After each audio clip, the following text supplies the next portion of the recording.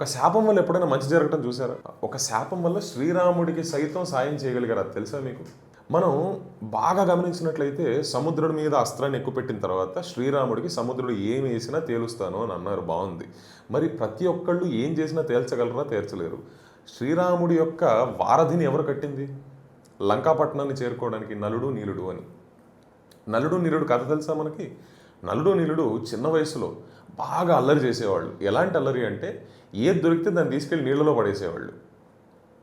అలా పడేసి పడేసి ఒక స్థాయికి వెళ్ళిపోయిన తర్వాత ఎలా తయారంటే మునులు ఋషులు ఎవరైనా కనిపిస్తే వాళ్ళ అర్ఘ్యపాత్రలో, వాళ్ళ జపమాలలో, వాళ్ళ వస్తువులు ఏమున్నా కూడా తీసుకుని వెళ్ళి నీళ్ళలో పడేసేవాళ్ళు. అది మళ్ళీ నీళ్ళలోంచి తీసుకోవడానికి మునులకి ఋషులకి చాలా ఇబ్బంది అయిపోయేది.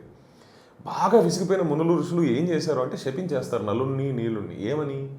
మీరిక పైన జీవితంలో ఏదైనా నీళ్ళలో పడిస్తే అది తేలుతుంది అని. ఆ శాపం తర్వాత కట్ చేస్తే శ్రీరాముల వారికి లంకా పట్టణాన్ని చేరుకోవటానికి ఒక వారధి నిర్మించాల్సిన అవసరం వస్తుంది. అప్పుడు నలుడు నీలుడే ఇద్దరూ కలిసి ఆ వారధిని నిర్మించడానికి వాళ్ళ శాపం కూడా ఉపయోగపడింది.